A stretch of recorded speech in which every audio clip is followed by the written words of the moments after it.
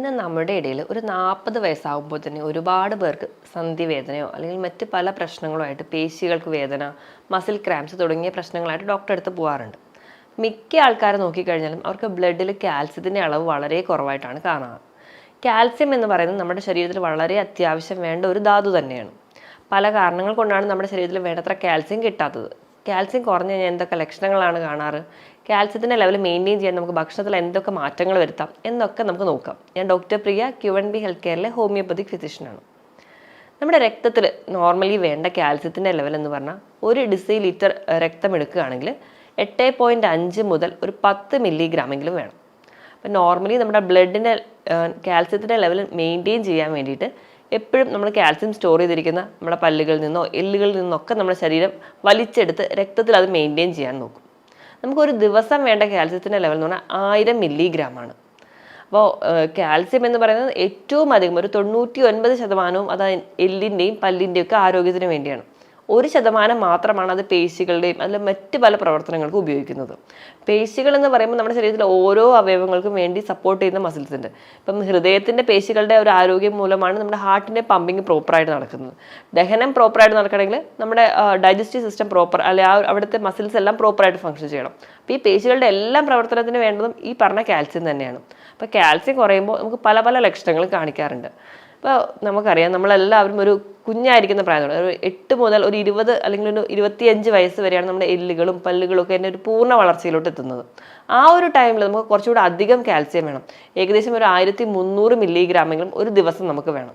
ഇനി സ്ത്രീകളുടെ പീരീഡ്സിൻ്റെ ഒരു സമയം ഒരുപാട് കാൽസ്യത്തിൻ്റെ യൂസേജ് അവിടെയും വരുന്നുണ്ട്. ആ ഒരു ടൈമിൽ ഏകദേശം ഒരു 1200 മില്ലിഗ്രാം കാൽസ്യമെങ്കിലും സ്ത്രീകൾക്ക് വേണം. ചുരുക്കി പറയുകയാണെങ്കിൽ ഒരു ദിവസം നമ്മുടെ ശരീരത്തിൽ എത്തേണ്ട കാൽസ്യത്തിൻ്റെ ലെവലാണ് 1000 മില്ലിഗ്രാം. അത് പല രീതിയിൽ നമ്മൾ കഴിക്കുന്ന പല ഭക്ഷണത്തിലൂടെയാണ് നമുക്ക് എത്തുന്നത്.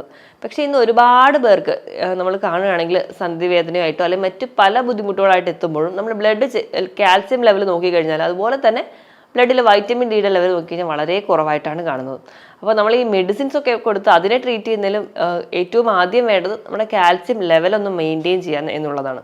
അപ്പോൾ നമുക്ക് എന്തൊക്കെ ലക്ഷണങ്ങളാണ് അല്ലെങ്കിൽ എന്തുകൊണ്ടാണ് ആദ്യം നമുക്ക് കാൽസ്യം കുറയുന്നതെന്ന് നോക്കാം. കാൽസ്യം കുറയാനുള്ള ഏറ്റവും ഒന്നാമത്തെ കാരണം എന്ന് പറഞ്ഞിട്ടുണ്ടെങ്കിൽ നമ്മുടെ ഭക്ഷണ രീതിയാണ്. നമ്മൾ അധികമായിട്ട് ഉപ്പ് ചേർന്ന ഭക്ഷണങ്ങളാണ് കഴിക്കുക. അതായത് കൂടുതലും നമ്മൾ ഹോട്ടൽ ഫുഡുകൾ അല്ലെങ്കിൽ ഒരുപാട് പ്രിസർവേറ്റീവ്സ് ഒക്കെ ആഡ് ചെയ്ത ഫുഡുകൾ. അപ്പോൾ മിക്ക ഭക്ഷണത്തിലും ഭക്ഷണം കേടാവാതിരിക്കുന്ന ഒക്കെ ഭാഗമായിട്ട് ഒരുപാട് ഉപ്പ് ആഡ് ചെയ്യും. അപ്പോൾ ഈ സോഡിയത്തിൻ്റെ ലെവൽ കൂടുന്ന സമയത്ത് നമ്മൾ കാൽസ്യം അടങ്ങിയ ഭക്ഷണങ്ങൾ കഴിച്ചാൽ പോലും വേണ്ട രീതിയിൽ കാൽസ്യത്തിൻ്റെ അബ്സോർപ്ഷൻ നടക്കില്ല. ഇനി രണ്ടാമതായിട്ട് നമ്മുടെ തൈറോയ്ഡ് ഗ്രന്ഥിയുടെ സർജറിയോടൊപ്പം തന്നെ ചില ആൾക്കാർക്ക് പാരാതൈറോയ്ഡ് ഗ്രന്ഥികളുടെ എന്തെങ്കിലും ഡിസീസ് കണ്ടീഷൻ വരികയാണെങ്കിൽ അവിടെ ഉണ്ടാകുന്ന എന്തെങ്കിലും രോഗങ്ങൾ മൂലം ഈ പാരാതൈറോയ്ഡ് ഗ്ലാൻഡാണ് നമ്മുടെ കാൽസ്യം ഫോസ്ഫറസ് ലെവലൊക്കെ മെയിൻറ്റെയിൻ ചെയ്യുന്നത്. അപ്പോൾ അതുമൂലം നമുക്ക് അതിൻ്റെ ഒരു കുറവ് വരാം. ഏറ്റവും പ്രധാനപ്പെട്ട കാരണം അല്ലെങ്കിൽ ഒരു 100 പേരെ എടുക്കുകയാണെങ്കിൽ 98 പേർക്കും കാൽസ്യം കുറയാനുള്ള കാരണം എന്ന് നോക്കി കഴിഞ്ഞാൽ വൈറ്റമിൻ ഡി ലെവൽ കുറവായിരിക്കും. അപ്പോൾ നമ്മൾ എത്ര കാൽസ്യം അടങ്ങിയ ഭക്ഷണം കഴിച്ചാലും നമുക്ക് വൈറ്റമിൻ ഡി കുറവാണെങ്കിൽ കാൽസ്യം കൃത്യമായിട്ട് നമ്മുടെ ശരീരത്തിൽ ആഗീകരണം ചെയ്യത്തില്ല. അപ്പോൾ വൈറ്റമിൻ ഡി കുറയാനുള്ള കാരണം എന്ന് പറഞ്ഞാൽ ഒന്നുകിൽ നമ്മൾ കൂടുതലും വീട്ടിൽ ഒരു സെഡൻറ്ററി ലൈഫായിരിക്കും, നമ്മൾ പുറത്തോട്ടൊന്നും ഇറങ്ങുന്നില്ല, വെയിൽ കൊള്ളുന്നില്ല. നമുക്ക് എല്ലാവർക്കും അറിയാം വൈറ്റമിൻ ഡി എന്ന് പറഞ്ഞാൽ കൂടുതലും സൂര്യപ്രകാശത്തിൽ നിന്ന് നമുക്ക് കിട്ടുന്ന ഒരു വൈറ്റമിനാണ്. നമ്മുടെ ശരീരത്തിൽ അല്ലെങ്കിൽ നമ്മുടെ ത്വക്കിലേക്ക് സൂര്യപ്രകാശം വീഴുമ്പോൾ അതിൽ അൾട്രാവയലറ്റ് ഡി റേസിൽ നിന്നാണ് നമുക്ക് വൈറ്റമിൻ ഡി ഉണ്ടാക്കുന്നത്. അപ്പോൾ വൈറ്റമിൻ ഡി കുറയാൻ ഒരു കാരണം എന്ന് പറഞ്ഞെങ്കിൽ നമ്മൾ വെയിലൊന്നും കൊള്ളുന്നില്ല, അകത്ത് ഇരുന്ന് തന്നെയാണ് നമ്മുടെ ഫുൾ ഒരു സെഡൻറ്ററി ലൈഫ് ആയതുകൊണ്ട്. മറ്റൊരു കാരണം എന്ന് പറഞ്ഞിട്ടുണ്ടെങ്കിൽ ഈ വൈറ്റമിൻ ഡിയുടെ ഒരു ആക്റ്റീവ് ഫോമിലോട്ട് കൊണ്ടുവരാൻ കിഡ്നിയും അതുപോലെ ലിവറുമാണ് സഹായിക്കുന്നത്. ഇന്ന് നോക്കിക്കഴിഞ്ഞാൽ മിക്ക ആൾക്കാർക്ക് ഫാറ്റി ലിവർ ഉണ്ട്, പ്രമേഹ നിയന്ത്രണം ഇല്ലാതെ പോയി അതിൻ്റെ ഭാഗമായിട്ട് കിഡ്നി കംപ്ലയിൻസ് ഉണ്ട്. അപ്പോൾ അതുകൊണ്ട് തന്നെ വൈറ്റമിൻ ഡി ഒരു ആക്റ്റീവ് ഫോമിലോട്ട് വരുന്നില്ല. അങ്ങനെ നമുക്ക് കാൽസ്യം കുറയാൻ കാരണമാകും. അപ്പോൾ ഈ പറഞ്ഞ കാരണങ്ങൾ കൊണ്ട് ഒക്കെ നമുക്ക് കാൽസ്യം കുറയുന്നുണ്ട്. ഇനി ഇത് കൂടാതെ തന്നെ IBS പോലെയുള്ള രോഗങ്ങൾ. IBS എന്ന് പറഞ്ഞാൽ ഇറിറ്റബിൾ ബവൽ സിൻഡ്രോം.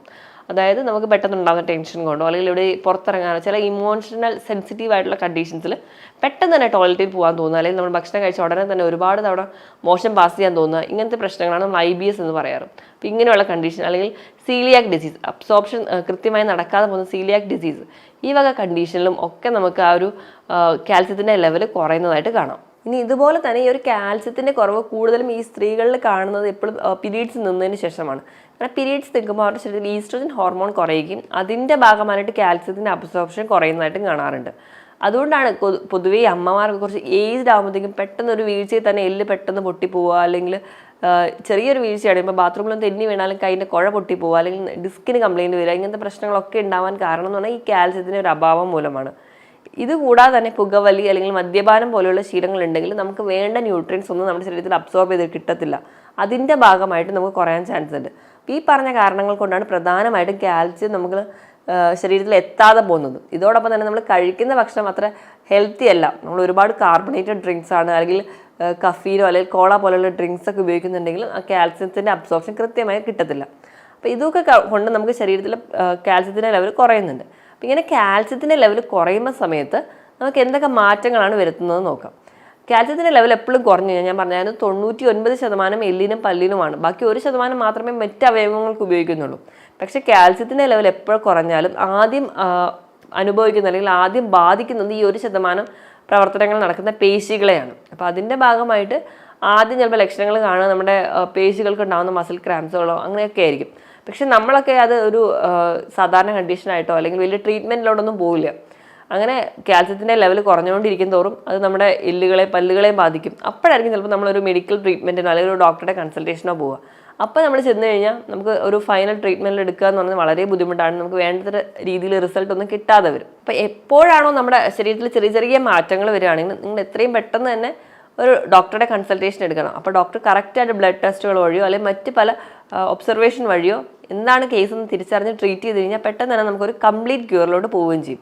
ഇനി കാൽസ്യം കുറഞ്ഞു കഴിഞ്ഞാൽ എന്തൊക്കെ ലക്ഷണങ്ങളാണ് കാണിക്കുന്നത് നോക്കാം.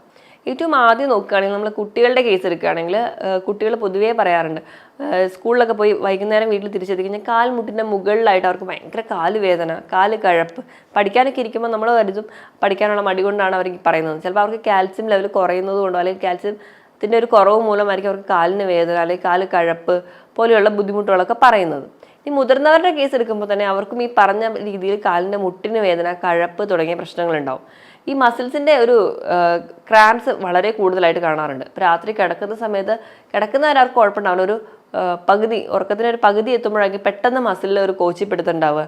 അപ്പോൾ അവർ കാറിക്കൊണ്ടായിരിക്കും ചിലപ്പോൾ ആ ഒരു ക്രാംസിൻ്റെ വേദന അത്ര കഠിനമായതുകൊണ്ട് തന്നെ അവർ കരച്ചിലൂടെ ആയിരിക്കും ചിലപ്പോൾ എണീക്കുക. അപ്പോൾ എണീറ്റ് അടുത്തിരിക്കുന്ന ഒരാൾ വന്ന് മസാജ് ചെയ്ത് കൊടുത്താൽ മാത്രമേ അവർക്ക് കാൽ അനക്കാൻ പോലും പറ്റുള്ളൂ. അത്ര രീതിയിൽ ഉണ്ടാകുന്ന മസിൽ ക്രാംസ് ഉണ്ടാവാറുണ്ട്. ഉറക്കം ഡിസ്റ്റർബ്ഡ് ആയിരിക്കും. ചില ആൾക്കാരിൽ എന്ന് പറഞ്ഞാൽ ഉറക്കം കുറവായിട്ട് പറയാറുണ്ട്. ചില ആൾക്കാരെന്ന് പറഞ്ഞാൽ കിടന്നാൽ ഉറക്കം കിട്ടില്ല, അല്ലെങ്കിൽ ഒന്ന് ഉറങ്ങി എണീറ്റാൽ പിന്നെ ഉറക്കം കിട്ടില്ല എന്ന് പറയുന്ന മിക്ക ആൾക്കാർക്കും കാൽസ്യം ലെവൽ കുറവായിരിക്കും. അതുപോലെ തന്നെ മുടി കൊഴിച്ചിൽ, ആ ഒരു കേസിൽ ഇപ്പം മിക്ക ആൾക്കാരും കംപ്ലയിൻറ്റ് ചെയ്യുന്നതാണ് മുടി കൊഴിച്ചിൽ. ഒരുപാട് കാണുന്ന മുടി കൊഴിച്ചിലിൻ്റെ ഒരു പ്രധാന കാരണം എന്ന് പറഞ്ഞാൽ കാൽസ്യം ലെവൽ കുറവാണ്. അപ്പോൾ നമ്മൾ മുടി കൊഴിച്ചിലിനൊക്കെ ഒരുപാട് എക്സ്റ്റേണലി പല ഓയിലോ അല്ലെങ്കിൽ പല ക്രീമൊക്കെ മാറി മാറി ഉപയോഗിക്കുന്നുണ്ടെങ്കിൽ കംപ്ലീറ്റ് റിസൾട്ട് കിട്ടാത്തതിന് ഒരു കാരണം ഇതാണ്. ഇത് കൂടാതെ തന്നെ രക്തക്കുറവ് അല്ലെങ്കിൽ വൈറ്റമിൻ ഡി ലെവൽ കുറഞ്ഞവരിലൊക്കെ ഈ മുടി കൊഴിച്ചിൽ കണ്ടിന്യൂസ് ആയിട്ട് നിൽക്കുന്നത് കാണാം. അപ്പം വിട്ട് മാറാതെ ഇങ്ങനെ മുടി കൊഴിച്ചിലൊക്കെ നിൽക്കുന്നുണ്ടെങ്കിൽ നിങ്ങൾ ഒന്നെങ്കിൽ കാൽസ്യത്തിൻ്റെ ലെവൽ അല്ലെങ്കിൽ അയണിൻ്റെ ലെവൽ അല്ലെങ്കിൽ വൈറ്റമിൻ ഡിയുടെ ബ്ലഡിലുള്ള ലെവലൊന്ന് നോക്കുക. അപ്പം ഈ ഒരു ലെവൽ കുറവാണെങ്കിൽ നമ്മൾ ആദ്യം ഇതിനൊരു സൊല്യൂഷൻ കണ്ടുപിടിക്കുകയാണെങ്കിൽ മറ്റ് എക്സ്റ്റേണൽ ആപ്ലിക്കേഷൻ ഒന്നുമില്ലാതെ മുടി കൊഴിച്ചിൽ നമുക്ക് കംപ്ലീറ്റ് ആയിട്ട് മാറ്റാൻ പറ്റും. ഇതോടൊപ്പം തന്നെ അവർക്ക് ഭയങ്കര കാലുവേദന അല്ലെങ്കിൽ കാലിൻ്റെ മസിലുകൾക്ക് വേദന, ചെറിയ ഒരു മൂവ്മെൻറ്റ് പോലും അവർക്ക് ഭയങ്കര പെയിൻഫുൾ ആയിട്ട് പറയാം. എപ്പോഴും ഭയങ്കര ക്ഷീണമാണ്, ജോലിയൊന്നും ചെയ്യാൻ ഒരു താല്പര്യമില്ല, ഒരു ഉന്മേഷക്കുറവ് പേഷ്യൻസ് പറയും. അതുപോലെ തന്നെ അവരുടെ പല്ലുകൾ പെട്ടെന്ന് അടർന്നു പോരുക അല്ലെങ്കിൽ പല്ലുകൾക്ക് കേടുണ്ടാവുക, പല്ലുകൾ പൊട്ടിപ്പോവുക, ഈ ഒരു കണ്ടീഷൻസ് കൂടെ കാണാറുണ്ട്. അതിനോടൊപ്പം തന്നെ അവർ പറയുന്നത് നഖം പെട്ടെന്ന് ഒരു ഡ്രൈ ആയിട്ട് അത് പെട്ടെന്ന് പൊട്ടിപ്പോവുക അല്ലെങ്കിൽ ഒടിഞ്ഞു പോകുന്ന പോലെയുള്ള കാര്യങ്ങൾ കാണിക്കാറുണ്ട്. സ്കിന്നിൻ്റെ കേസ് എടുക്കുകയാണെങ്കിൽ സ്കിന്ന് ഭയങ്കര ഡ്രൈ സ്കിന്നാവും, സോറിയാസിസ്, എക്സിമ പോലെയുള്ള കണ്ടീഷൻസ് ആയിട്ട് നിൽക്കുന്നതാണ്. നമ്മുടെ ഇമ്മ്യൂണിറ്റിയിൽ തന്നെ ഒരു പരിധി വരെ വൈറ്റമിൻ ഡിയും കാൽസ്യം ഒക്കെ സപ്പോർട്ട് ചെയ്യുന്നുണ്ട്. അതുകൊണ്ട് തന്നെ ഇപ്പോഴും വിട്ടുമാറാതെ നിൽക്കുന്ന ഇൻഫെക്ഷൻസ് ഒക്കെ ഉണ്ടാവുന്നത് ഒക്കെ നമ്മൾ നോക്കുകയാണെങ്കിലും ഒരു പരിധി വരെ കാൽസ്യത്തിൻ്റെ ലെവലും അവർക്ക് വളരെ കുറവായിരിക്കും. അപ്പോൾ ഈ പറഞ്ഞ ലക്ഷണങ്ങളൊക്കെയാണ് കൂടുതലും കാൽസ്യം കുറയുമ്പോൾ നമ്മുടെ ശരീരത്തിൽ കാണാറുള്ളത്. അപ്പോൾ നമുക്ക് നല്ല പോലെ ക്ഷീണമാണ് അല്ലെങ്കിൽ ഈ മുടി കൊഴിച്ചിലൊക്കെ ഉണ്ടെങ്കിൽ നമ്മളൊരു ഡോക്ടറെ കാണിക്കുകയാണ് ഏറ്റവും ആദ്യം തന്നെ വേണ്ടത്. അപ്പോൾ നമുക്ക് ബ്ലഡ് കാൽസ്യം ലെവൽ നോക്കും. ബ്ലഡ് കാൽസ്യം ലെവൽ ഞാൻ പറഞ്ഞ പോലെ ആദ്യം 8.5 മുതൽ 10 ഇടയിലെങ്കിലും വേണം. ഈ പറഞ്ഞ ലക്ഷണത്തിനോടൊപ്പം തന്നെ നമുക്ക് ഈ കാൽസ്യം കുറഞ്ഞ ആൾക്കാരിൽ ചില മൂഡ് സ്വിങ്സ് കാണിക്കാറുണ്ട്. അവർക്ക് ഭയങ്കര വിഷാദം അല്ലെങ്കിൽ ഒരു ഡിപ്രഷൻ കണ്ടീഷൻ കാണിക്കാറുണ്ട്. അതുപോലെ തന്നെ ചില സമയത്ത് ഭയങ്കര ഹാപ്പി ആയിരിക്കും, ഉടൻ തന്നെ ഭയങ്കര ദേഷ്യം, സങ്കടം പോലെയുള്ള മൂഡ് സ്വിങ്സ് കൂടുതലായിട്ട് കാണിക്കാറുണ്ട്. ഈ ദേഷ്യമൊക്കെ കൂടുതലായിട്ട് കാണുന്നത് പല ആൾക്കാരിലും കാൽസ്യം ലെവൽ കുറവായിരിക്കും. ഇനി നമ്മൾ കാൽസ്യത്തിൻ്റെ ലെവൽ വളരെ കുറഞ്ഞു പോകുന്ന സമയത്ത് അപസ്മാരം പോലെയുള്ള കണ്ടീഷൻസ് ഉണ്ടാവാനുള്ള ചാൻസും വളരെ കൂടുതലാണ്. ഓസ്റ്റിയോപോറോസിസ് അല്ലെങ്കിൽ എല്ലുകൾ പെട്ടെന്ന് പൊടിഞ്ഞു പോകുന്ന കണ്ടീഷൻസ് ഒക്കെ കൂടുതലായിട്ട് കാണുന്നവരും ഈ കാൽസ്യത്തിൻ്റെ ലെവൽ കുറവായിരിക്കും. അപ്പോൾ ബാത്റൂമിലൊക്കെ തെന്നി വീഴുകയാണെങ്കിലോ അല്ലെങ്കിൽ ഡിസ്കിന് കൂടുതൽ കംപ്ലയിൻ്റ് ഒക്കെ ഉള്ള ആൾക്കാർ നമ്മൾ ആ ഒരു നടുവേദനയ്ക്ക് കുറേ ഓയിലോ അല്ലെങ്കിൽ മസാജോ ചെയ്യുന്നതിന് പകരം കാൽസ്യം ലെവൽ നോക്കേണ്ട അത്യാവശ്യമാണ്. അപ്പോൾ നമ്മൾ ഇങ്ങനത്തെ എന്തെങ്കിലും ബുദ്ധിമുട്ടുണ്ടെങ്കിൽ നമ്മൾ സ്വയം ചികിത്സിക്കാതെ ഒരു ഡോക്ടറുടെ കൺസൾട്ടേഷൻ എടുക്കുക. കൃത്യമായിട്ട് ബ്ലഡ് ചെക്കപ്പിലൂടെ നമ്മൾ ആദ്യം തന്നെ വിടുക. അപ്പോൾ നമുക്ക് നോക്കുമ്പോൾ കാൽസ്യം ലെവൽ കുറവാണെങ്കിൽ നമ്മൾ അത് മെയിൻറ്റെയിൻ ചെയ്യാൻ വേണ്ടി എന്തെങ്കിലും ഫുഡുകൾ പറഞ്ഞു കൊടുക്കുക. അതിനോടൊപ്പം തന്നെ ഇപ്പോൾ അത് വളരെ കുറവാണെങ്കിൽ സപ്ലിമെൻറ്റ്സ് എടുക്കുക. ഞാൻ ആദ്യം പറഞ്ഞതുപോലെ 8.5 മുതൽ 10 ഇടയിലാണ് ബ്ലഡിൽ കാൽസ്യത്തിൻ്റെ ലെവൽ വേണ്ടത്.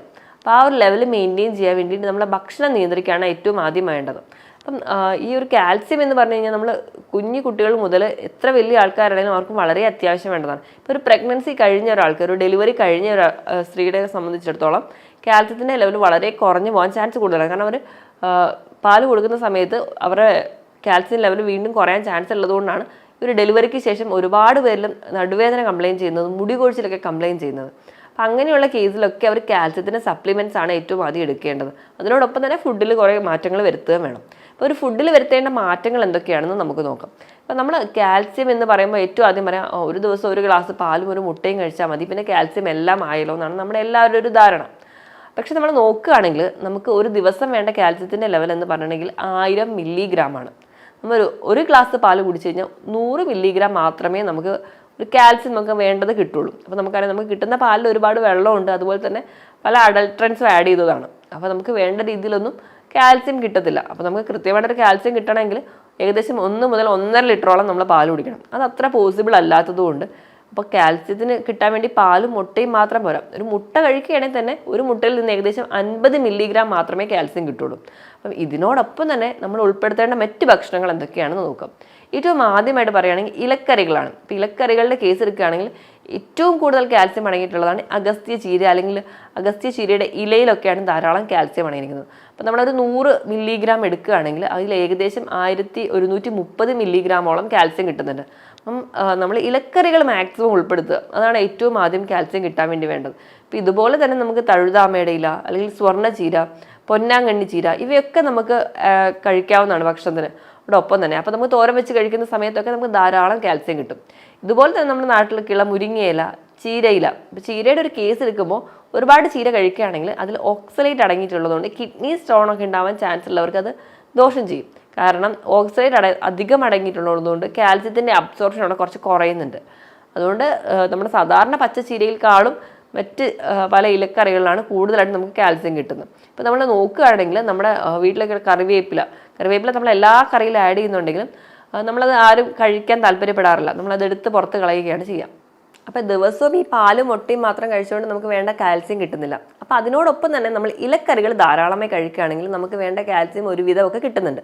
അപ്പോൾ ഇലക്കറികളുടെ കേസ് എടുക്കുകയാണെങ്കിൽ ഏറ്റവും അധികം കാൽസ്യം അടങ്ങിയിട്ടുള്ളത് അഗസ്ത്യ ചീര, അല്ലെങ്കിൽ അഗസ്ത്യ ചീരയുടെ ഇലയായാലും പൂവായാലും ധാരാളം കാൽസ്യം അടങ്ങിയിട്ടുണ്ട്. നമ്മളൊരു 100 ഗ്രാമാണ് അഗസ്ത്യ ചീര എടുക്കുന്നതെങ്കിൽ അതിൽ ഏകദേശം 1130 മില്ലിഗ്രാം എങ്കിലും കാൽസ്യം അടങ്ങിയിട്ടുണ്ട്. അപ്പം നമുക്ക് വേണ്ട അത്യാവശ്യം കാൽസ്യം കിട്ടുന്നുണ്ട്. ഇനി ഇതുപോലെ തന്നെ നമുക്ക് കറി വെച്ച് കഴിക്കാവുന്നതാണ് പൊന്നാങ്കണ്ണി ചീര, അല്ലെങ്കിൽ സ്വർണ്ണ ചീര, ഇവയൊക്കെ ധാരാളം കാൽസ്യം അടങ്ങിയിട്ടുണ്ട്. ഇനി നമ്മൾ നോക്കുകയാണെങ്കിൽ നമ്മുടെ നാട്ടിൻപുറത്തൊക്കെ കാണുന്ന പച്ച ചീര അല്ലെങ്കിൽ ചുവന്ന ചീരയിലൊക്കെ ആണെങ്കിൽ കാൽസ്യം ഉണ്ട്, പക്ഷേ അതിൽ 1% വരെ ഓക്സലേറ്റ് അടങ്ങിയിട്ടുള്ളതുകൊണ്ട് കിഡ്നി സ്റ്റോണൊക്കെ ഉണ്ടാവാനുള്ള ചാൻസ് കൂടുതലായതുകൊണ്ട് നമുക്ക് കുറച്ചും കൂടി ബെറ്റർ എന്ന് പറയുന്നത് മറ്റ് ചീരകളാണ്. അപ്പം അതിൽ നിന്ന് കിട്ടുന്ന കാൽസ്യത്തിൻ്റെ ലെവൽ കുറച്ച് കുറവായിരിക്കും. അപ്പോൾ അതുപോലെ തന്നെ ഇപ്പം നമ്മൾ ഈ ഒരു ചീര അല്ലാതെ തന്നെ നമുക്ക് മുരിങ്ങയിൽ നിന്നും നമുക്ക് കിട്ടാറുണ്ട്.